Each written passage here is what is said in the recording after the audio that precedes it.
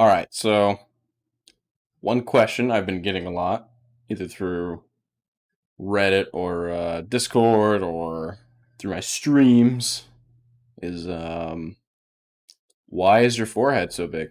All right, and today we're not going to answer that question, but today we are going to answer probably the second most asked question, and that is how do how do how do you do it?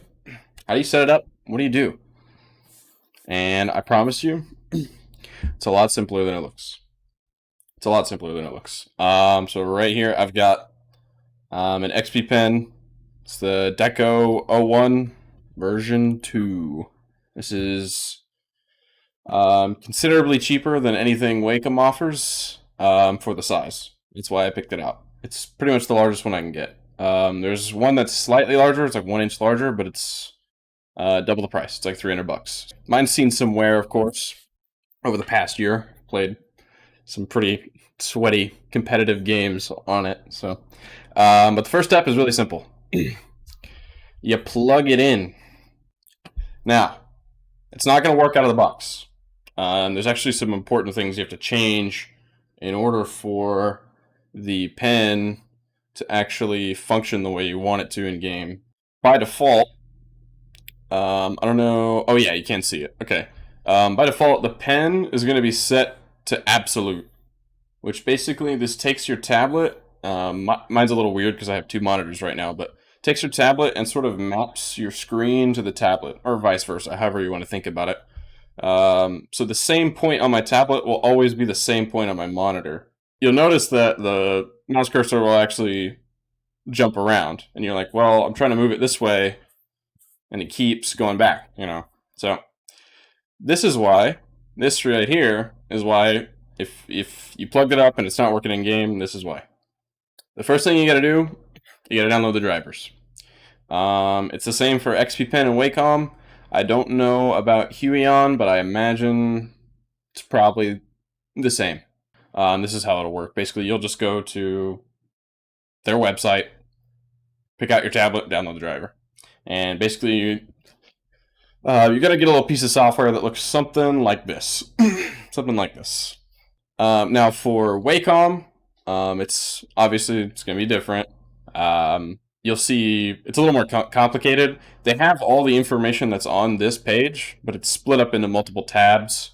Their driver application is pretty cool. There's a couple more things you can do with it, but I'll probably talk about. But this is XP Pens, and this is what works for me, and this is what I use. And really, this has everything I need on it. Most important thing, you're going to have this switch down here. This is mouse mode. Now, by default, it's going to be on absolute. Absolute means it uses that mapping from the screen to the tablet, like we talked about. If you're playing like OSU, you might want that on, but we're talking about FPS. So we want to switch this to relative. All that means is it's going to function exactly like a mouse, and Windows is going to treat it exactly like a mouse. So you'll see now when I, place my hand anywhere on the tablet, I can move, I can pick it up, I can keep moving, same thing, all directions, bam. And that's how you get it to work. That's the main thing. That's the most important thing. Now there's a couple other small things that I'm going to recommend. First thing I'd recommend would be turning the speed all the way up. You're working with a limited amount of space. If you're lucky like me and you get to have like a 10-inch tablet, this still is not much space comparatively to a mouse. When you think about your mouse, technically, you're only limited by the area you provide it, right? I can make this bigger, I could have like a 20 foot by 20 foot mouse pad if I wanted, but with a pen, you don't have that. So getting your sensitivity right and your speed is really important. So usually I crank this up all the way, and that usually puts me at a point in most games where it feels about right for me. Like obviously for you guys at home trying it out, it's going to be different for everyone. But usually for me it's easier to crank this up to max, and then when I'm in the game, just turn it down as I need it. All right, so next thing, the pen buttons. These guys. Personal opinion, they're terrible. Reason being, when you've got a grip on your pen, I mean, I'll put it this way in the perspective of a mouse, right? You know, when you're trying to be really steady with your shot, and you're in the moment, and you need to really hit the shot, or, you know, you need to hit this flick, or, you know, whatever. You know, it doesn't matter. You're going to tense up. Like, you're going to tense up, you're going to hold your mouse a little tighter. It's the same thing with a pen. You're going to tense up, and you're going to hold this, you know, more firmly, because this is something that can slip out of your hands a lot easier than a mouse can, right? So you want to make sure your grip is a little better. Having these buttons here kind of impedes that, right? If you're in a situation where, you know, you need to focus, you need to aim, you need to have a steady grip to get a steady shot, well, if your rotation of the pen is off just by a couple degrees, well, look at that. You end up hitting the button, and you end up doing something you don't want. Which is why I usually just stay away from the pen buttons. I usually just turn them off entirely. I know you can do this in Wacom and XP Pen, so it's the same on both. Okay, so now that it's set up, figured I go over a few more practical things actually in a game. I just picked Apex Legends. It doesn't matter your game. It works in any game. One weird question I do get sometimes is like, will this get you banned or something like that? Or, you know, does it count as aim assist? I hear that sometimes, and the answer to both of those questions is no. The way the computer interprets it like a mouse input, so you won't be getting any aim assist, and you won't be getting banned. Okay, so I guess first things first is just how does it work, right? To have it set up, you know, isn't necessarily enough. So you can see kind of on my tablet down here, whenever I bring the pen within range, and not every tablet's going to do this, but whenever I bring the pen in range, you'll see that there's a blue like LED right about here. It kind of shines. Basically, it gives me a little flash whenever it starts to detect the pin. It also does it when I shoot, too, or when I click. Now, some tablets will let you change the distance at which they register the pen. What I mean by that is that there's a certain height above the tablet where it will still register the pen. For example, on mine, it's about that high. You can't really see it down. I can show you down here, but you can't really see it because of the top-down view. But some tablets allow you to change that. I think Wacom is one of them, but I could be mistaken. It probably depends. It's going to depend on drivers, your tablet, you know, when it was made, all that stuff. But for mine, it's not. You can't change it. So it's just something I have to get used to. And for a lot of them, you're not going to be able to change it. So it is something that you're going to actually have to learn to play around. Essentially, what I'm doing, just as I'm moving around, if you want to kind of watch what I'm doing, right? And it may not be immediately apparent, right? But essentially, at all times, I'm keeping the pen above the tablet. It is not touching the surface at all. There is an alternate method of aiming with the pen where you drag it across the surface. I haven't ever used it myself. It's a little complicated because it requires disabling the pen entirely as far as input goes, and requires binding a key to shoot somewhere on your keyboard. Which for me, that gets a little too like left-hand heavy, you know? You don't want too many inputs to be on one hand. Now to shoot, you just tap. It is that simple. And since it works just like a mouse, obviously, automatic weapons, you just hold.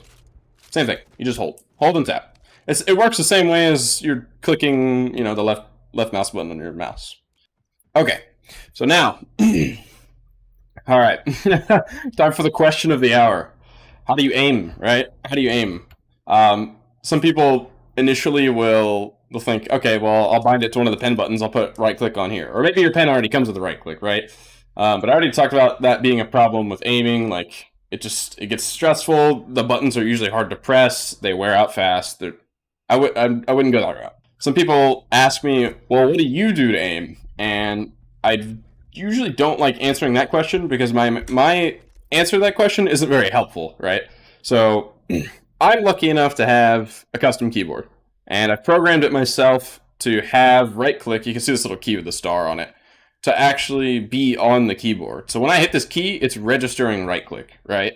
It's registering right click. So I don't have to worry about ever not having an aim key or going into the options to set it up. But for most people, this isn't what you're going to be able to do. So what you're going to have to do is you're going to have to bind one of the buttons on your keyboard to aim. From what I understand, 90% of games are going to support this. There will probably be some that don't, but it'll be very rare. But you just go to the options and you change your aim down sights to whatever you want it to be. Usually, I recommend this be a button that is on your thumb. Now, I can't demonstrate that too well with the keyboard I have, relative to a normal keyboard. But essentially, your thumb isn't doing that many actions. It's usually only jumping that you're doing. For me, it's jump and inventory. But anyway, this is why it's good to have some button that your thumb can hit as aim. Because most of the time, you're not going to be doing a jump and aiming at the same time. That's pretty rare. Like, you might jump then aim, but both, probably not. If you want a specific suggestion, I used to use Alt before I had this keyboard. Some people I've heard use V.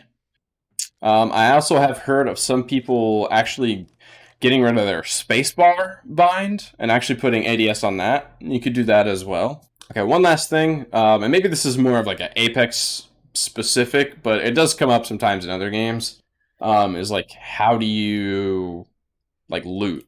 In Apex, when you loot, you have a scroll menu, right? Like this right here. My advice, if you want to do something with like a scrolling menu, like you have a scrolling menu in your game, this is mainly for for battle royales. Honestly, the thing I'd recommend the most is this.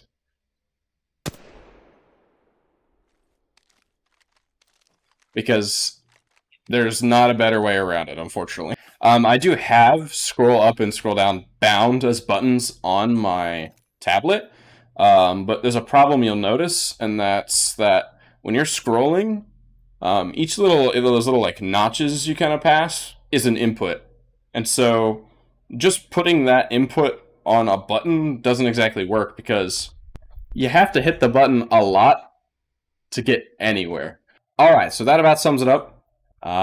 There's one final thing, and this won't apply to everybody. This is just kind of a personal preference. One thing that I've started doing with my tablet is I've started implementing mouse acceleration. Now, I would not do any sort of mouse acceleration through your game or through Windows. Those are terrible options. But I'll put the link in the description for an actual custom mouse acceleration driver. And if you don't know what mouse acceleration is, basically, here's my settings right here if you want to see that. But basically, the faster you move, the faster it goes, and the slower you move, the slower the cursor will go. This is extremely handy because when you're working with a limited space, when you need to make huge, big swings, it's much better to not have to go as far, essentially. All right, I think that's it. If you have any questions, feel free to shoot me a DM on Discord. Stop by one of my streams, you can do that too. Or throw it in the YouTube comments. Yeah, and that's it. Bye.